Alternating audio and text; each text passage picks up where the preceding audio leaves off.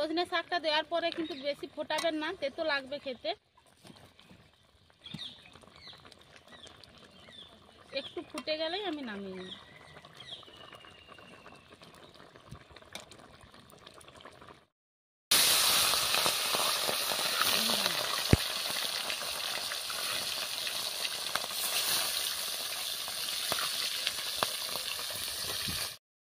নমস্কার বন্ধুরা, আজ আমি চলে আসছি এই যে সজনে পাতা তুলতে। সজনে পাতা দিয়ে বাটা মাছের ঝাল বানাবো, যা গরম পড়েছে তার জন্য এই যে সজনে পাতাগুলো তুলে নিচ্ছি।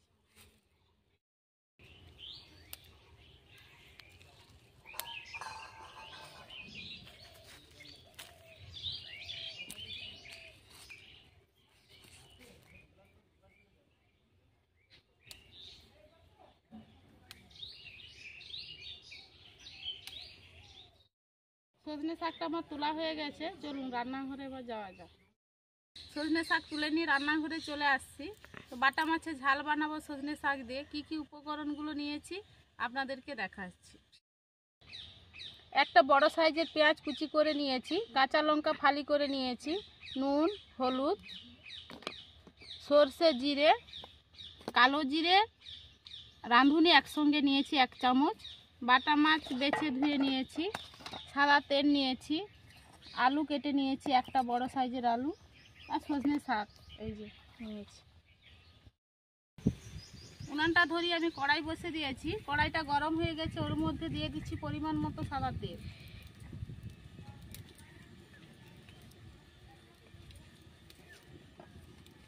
মাছে আমি আগে থেকে নুন মাখিয়ে রেখেছিলাম, ওর মধ্যে দিয়ে দিচ্ছি হলুদ।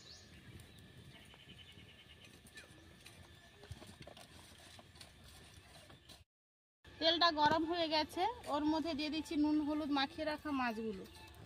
আর ও পাশে দিদি ওই যে সজনা শাক নিয়ে বসেছে বাজবে।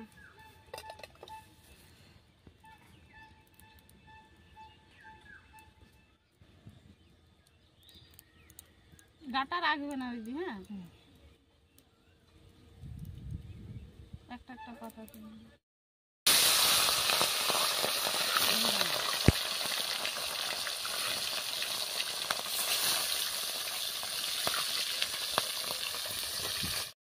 মাছগুলো ভাজা হয়ে গেছে দেখুন, এই যে লাল লাল করে ভেজে নিয়ে এবার তুলে নিচ্ছি।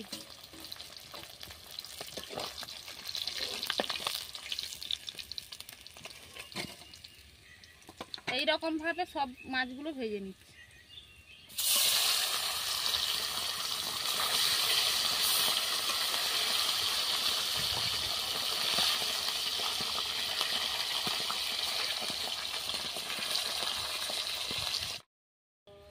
সব মাছগুলো আমার ভাজা হয়ে গেছে, ওই তেলের মধ্যে দিয়ে দিচ্ছি পেঁয়াজ কুচানো, দিয়ে দিচ্ছি একসঙ্গে কালো জিরে, রাঁধুনি,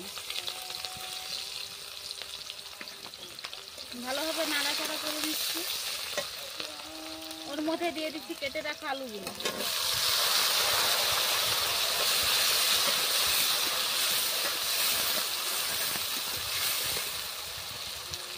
দিয়ে দিচ্ছি পরিমাণ মতো নুন, পরিমাণ মতো হলুদ গুঁড়ো। আজকে রান্নাটা কিন্তু আমি পুরোপুরি কাঁচা লঙ্কা দিয়ে করব, যা গরম পড়েছে তার জন্য কাঁচা লঙ্কা 4টে নিয়েছি, দিয়ে দিচ্ছি। ভালোভাবে আলুগুলোকে কষাতে হবে।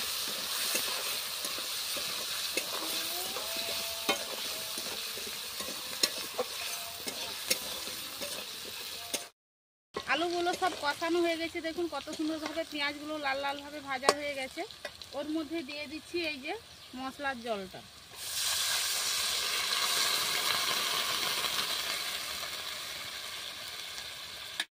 পরিমাণ মতো আমি জল দিয়ে দিচ্ছি।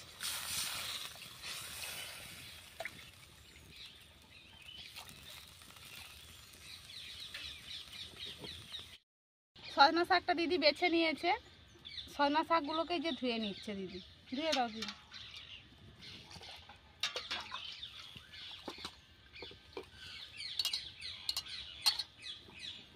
জলে এখন একটু বানাবো। জলটা দেওয়ার পরে ঝোলটা ফুটে উঠেছে, ওর মধ্যে দিয়ে দিচ্ছি একসঙ্গে বেটে রাখা সরষে আর জিরে। গরমের জন্য আমি কিন্তু মশলাটা কষালাম না।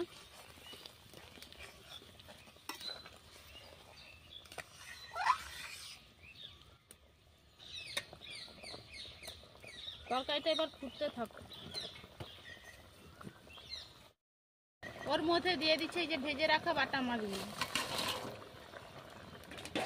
দিয়ে আমি 4 থেকে 5 মিনিট ফুটিয়ে নেব।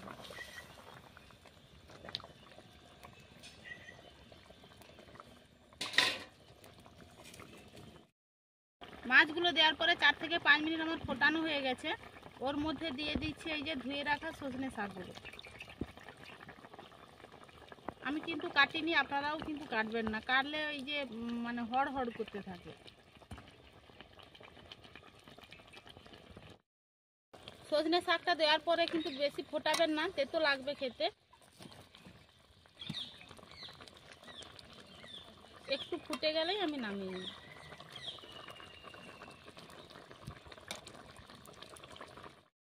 রেডি হয়ে গেছে বাটা মাছ দিয়ে সজনে শাকের ঝাল।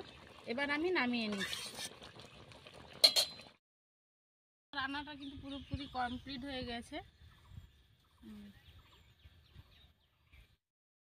বাড়িতে কিন্তু অবশ্যই ট্রাই করবেন, কেমন লেগেছে আমাকে কমেন্টেও জানাবেন। এখানেই আমি ভিডিওটা শেষ করছি, দেখা হচ্ছে নতুন কোনো ভিডিও নিয়ে। এই গরমের জন্য আপনারা কিন্তু 11টার মধ্যে সবাই কাজ বাজ সেরে নেবেন, ঘরের মধ্যে থাকবেন, সবাই সুস্থ থাকবেন, ভালো থাকবেন।